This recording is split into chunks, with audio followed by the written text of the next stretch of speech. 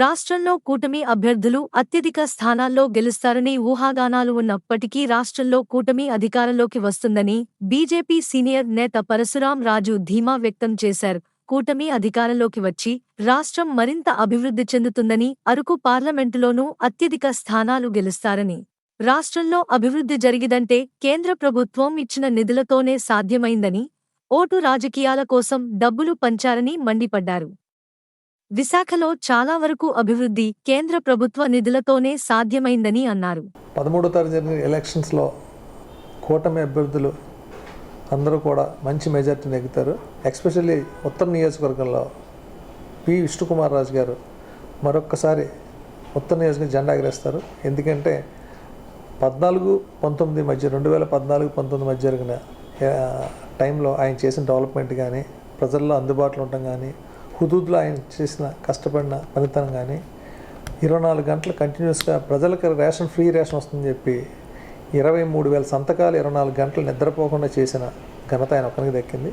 ఇవన్నీ చూస్తే ప్రజలందరూ కూడా 100% విష్ణుకుమార్ గారిని నెగ్గిస్తున్నారు. కానీ జనాల్లో రకరకాల ఊహాగానాలు ఉన్నాయి. ఎందుకంటే గ్రామ వాలంటీర్ వ్యవస్థ ఉంది కాబట్టి ప్రతి వాళ్ళు బయటపడకుండా వాళ్ళు కామ్గా వాళ్ళు చేయాల్సిన పని ఓటర్ ఉన్న అందరూ కూడా 100% బీజేపీ ఎమ్మెల్యేకి అలాగే ఎంపీ భరత్ గారికి ఇద్దరు కూడా ఓటేసి కూటమి అభ్యర్థిని నెగ్గిస్తున్నారు. నార్త్ కాన్స్టిట్యున్సీలో ఇద్దరు కూడా 100% మెజార్టీ నెగ్గుతారు. అలాగే నేను అరకు పార్లమెంట్ చూస్తున్నాను. అరకు పార్లమెంట్లో ఉన్న 7 స్థానాల్లో 7కి 7 100% గెలుస్తున్నాం. అలాగే ఎంపీ గారైన కొత్తపల్లి గీత గారు కూడా 1,00,000 మెజార్టీతో గెలవటం తథ్యం. ఎందుకంటే అక్కడున్న ఏదైతే ఎమ్మెల్యేగా నించున్న శెట్టి పాల్గొని అంతకుముందు ఎమ్మెల్యే అరుగు చేశారు. ఆయన పనికిరారని చెప్పి ఆయన కోళ్ళకి ఇచ్చారు ఎంపీ స్థానం. ఆవిడ ఎక్కడా కూడా ఏ రోజు కూడా ప్రచారం చేయటం మేము చూడలేదు. అది కాకుండా 2014-19లో కొత్తపల్లి గీత గారు ఎంపీగా చేయటం, ఆ చేసిన టైంలో ఉన్న ఆవిడ చేసిన డెవలప్మెంటు అప్పుడు బీజేపీ గవర్నమెంట్ సెంట్రల్లో ఉన్నప్పుడు వైసీపీ ఎంపీగా అయినప్పుడు కూడా చాలా అభివృద్ధి పథకం చేశారు.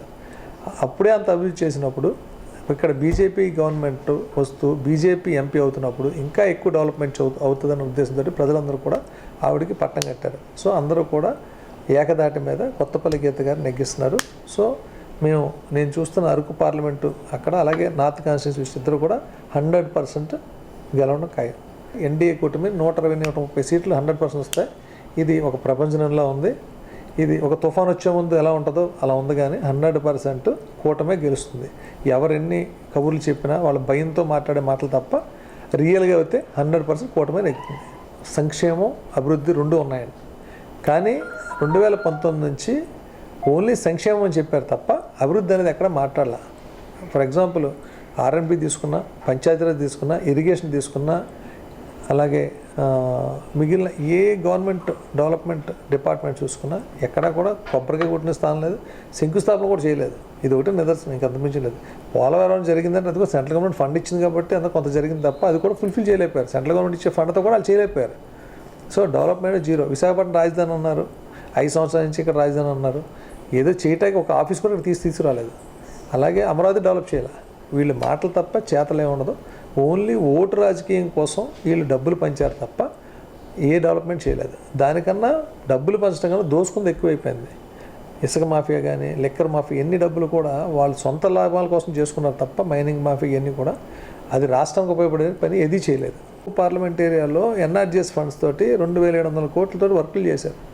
ఆ వర్కులు చేసిన మ్యాచింగ్ గ్రాంట్ ఈయన ఇవ్వకపోవడం వల్ల సగం డబ్బులు వెళ్ళిపోయాయి. అలాగే జల్ జీవన్ మిషన్ 3,000 కోట్ల పైన ఈయన మ్యాచింగ్ గ్రాంట్ ఇవ్వలేదు కాబట్టి అది వెనక్కి వెళ్ళిపోయినాయి.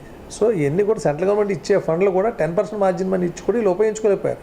ఈ గవర్నమెంట్ సెంట్రల్ గవర్నమెంట్ ఇచ్చి సపోజ్ ఈయన 10% వాళ్ళు 3,000 కోట్లు ఇస్తే వీళ్ళు 300 కోట్లు అట్లీస్ట్ ఇస్తే 3,000 కోట్ల పనులు అవుతాయి. కానీ ఆ మాత్రం ఆలోచన లేని గవర్నమెంట్ ఈ వైఎస్ఆర్సీపీ ప్రభుత్వం.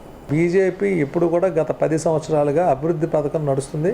మీరు చూసిన రోడ్స్ కానీ, రైల్వేస్ కానీ, సెంట్రల్ గవర్నమెంట్ ప్రాజెక్ట్స్ ఏదైనా సరే, అలాగే ఇన్స్టిట్యూషన్స్ కానీ, హెల్త్ సంబంధించిన అన్నీ కూడా 100% డెవలప్మెంట్ చేస్తున్నారు. బీజేపీ గవర్నమెంట్ ఏంటంటే డెవలప్మెంట్ అండ్ వెల్ఫేర్ రెండు చూస్తుంది. అంటే ప్రతి మనిషి కూడా దిగువ మధ్యతరగతి వాళ్ళు కూడా పైకి రావాలని దృక్పథంతో వాళ్ళకి కావాల్సిన రకాలుగా చాలా పథకాలు, స్టార్టప్ కంపెనీస్ పెట్టడం, అలాగే మంచి మంచి ఉద్యోగ అవకాశాలు కల్పించడం, దేశవ్యాప్తంగా అన్నీ కూడా ఆన్లైన్ ఉద్యోగాలు పెట్టడం మీరు చూసారు. ప్రతి నెల 10,000, లక్ష అలా ఉద్యోగాలు ఇవ్వడం జరిగింది. సో అన్ని రకాల డెవలప్మెంటే తప్ప డెవలప్మెంట్ లేదు అంటే ఇక్కడ .0.001 కూడా లేదు. 100% డెవలప్మెంట్ చేశారు. రానున్న రోజుల్లో మోడీ గారు హామీ ఇచ్చారు, డెవలప్మెంట్, వెల్ఫేర్ రెండు ఆంధ్రప్రదేశ్ని చూసే బాధ్యత మాదే అని చెప్పడం జరిగింది. 100% చేసి చూపిస్తారు.